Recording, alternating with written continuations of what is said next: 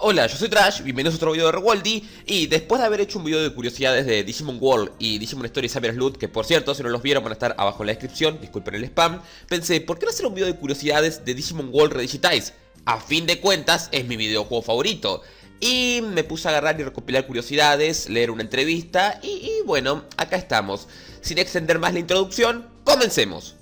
Ok, la primera curiosidad quizás les sorprenda, pero Redigitize es el primer videojuego de toda la franquicia en tener un manga.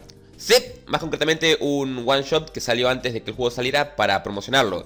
Actualmente esto no es ningún misterio, digo, Cyber Sleuth y Hack of Memory también tuvieron un one shot, pero en su momento fue... ¡wow! Sí es verdad que personajes como Ryo de los videojuegos ya habían salido en mangas, en este caso el capítulo especial de Vitamer, pero no tener un manga propio.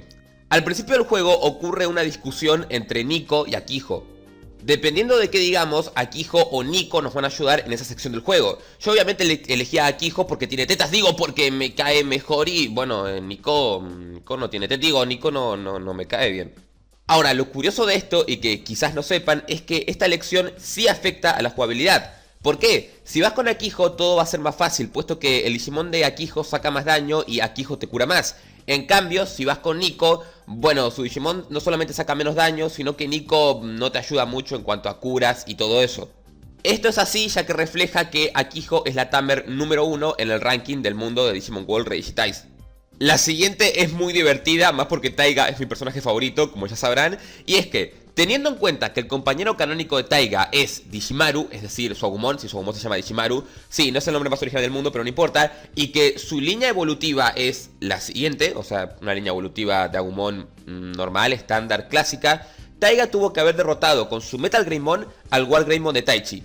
¿Por qué? Porque si recordarán, en el juego, para que puedas tener a War Greymon, es decir, para que puedas evolucionar a eso, tu Metal Greymon puede hacerlo, tenés que agarrar y desbloquear la evolución. Y para desbloquearla, tenés que agarrar a Taichi y él te da la data. Así que sí, Taiga agarró y le rompió su madre a Taichi con una evolución inferior. A lo pro. Ok, esta curiosidad también tiene que ver con la anterior y me encanta un montón. Y es el hecho de que el compañero final de Taiga, al menos en Redigitize, es decir, el juego normal, es War Greymon X. ¿Por qué? Porque solamente existe un ítem evolutivo que te permite evolucionar un Digimon a su forma X, es decir, el X Antibody, y solamente se puede usar con War Greymon. Y si ya establecimos que obviamente el compañero de Taiga es, bueno, War Greymon, su compañero final es War Greymon X. ¿Ven? ¿Ven? Taiga no puede ser más épico, tiene hasta el poder picudo de su lado. En el perfil oficial de Dodomon se nos dice que este Digimon aún no posee dientes, que están en crecimiento. No obstante, en el art de Redigitize podemos ver que en efecto los tiene, y es como... ¡Dodomon! ¿Qué carajos? Los diseños de Redigitize son notoriamente más sensuales, digo, diferentes a los diseños de personajes de otros videojuegos. Esto es así ya que, en palabras de su propio productor, se quería optar por un público adulto y no el típico enfoque de los niños.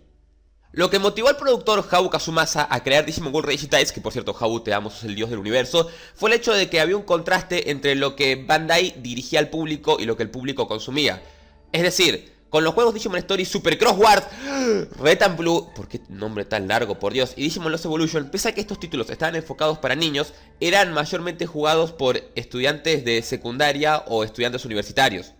Lo cual generaba un conflicto muy interno entre la dirección que tenía la empresa con respecto a Digimon y bueno, lo que el público quería. Básicamente lo que pasa con Pokémon y Game Freak. A raíz de esto, Habu tuvo muchos problemas para sacar el juego en PSP, puesto que PSP es una consola que no se asocia con un público infantil, ya que ese era su objetivo, mientras que los directivos de Bandai querían que él sacara el juego para 3DS. Toda esta aglomeración de cosas, sumado al hecho de que, bueno, los títulos anteriores no habían sido un éxito de ventas, hicieron que el presupuesto de Redigitize fuera súper ajustado. Llegando a la última curiosidad, que creo que es la que tiene el encanto más potente, según el propio Habu, de alguna manera se logró sacar Redigitize adelante, es decir, el proyecto. Lo cual quiere decirnos, bueno, teniendo en cuenta todo lo que les conté en este video, que la salida de Redigitize fue una simple casualidad. Fue algo que perfectamente pudo haber salido mal en todo su proceso creativo, o que perfectamente no se pudo haber dado, y que se reunieron las condiciones exactas en el momento exacto. Lo cual es increíble, porque en serio, es increíble. Bueno, como curiosidad extra, porque no está numerada, puesto que si no serían 11, y a mí me gusta que haya equidad, ¿verdad? Que todo sea ahí bien bonito. Gracias a las ventas sólidas que tuvo Digimon World Redigitize, en parte porque se había conseguido un público adulto gracias a Digimon Collectors. Ya saben, el juego para celulares que te mostraba este tipo de cosas. Jesús santo. Los directivos de la franquicia se plantearon que quizás Digimon sí podía funcionar en el público adulto. ¿En serio, Bandai? ¿En serio? Solamente necesitabas no sé, una persona épica y genial viniera e hiciera un juego con presupuesto limitado. Bueno, funciona para mí. Y en fin, esas son todas las curiosidades. Espero que el video les haya parecido interesante. Recuerden, como siempre, que las fuentes están abajo en la descripción. También los links a los videos que mencioné al principio y todo eso. Si te gustó el video, puedes agarrar y dejar un hermoso comentario, un like apoyándolo, compartiéndolo y lo que quieras. O bueno, puedes agarrar y apoyarnos en Patreon de manera totalmente optativa. Optativa. Y bueno, déjenme también en especial su opinión referente al título. Si sabían todas estas cosas, si no, ¿por qué? Si sabían que Rage Dice era un juego tan importante. Es curioso porque Rage Dice es un juego crucial en la franquicia, es un antes y un después, y ni siquiera salió en Occidente.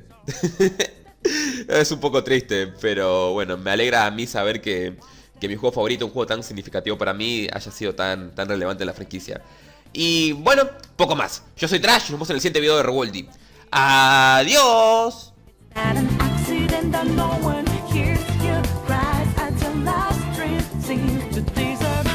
You'll never see it coming.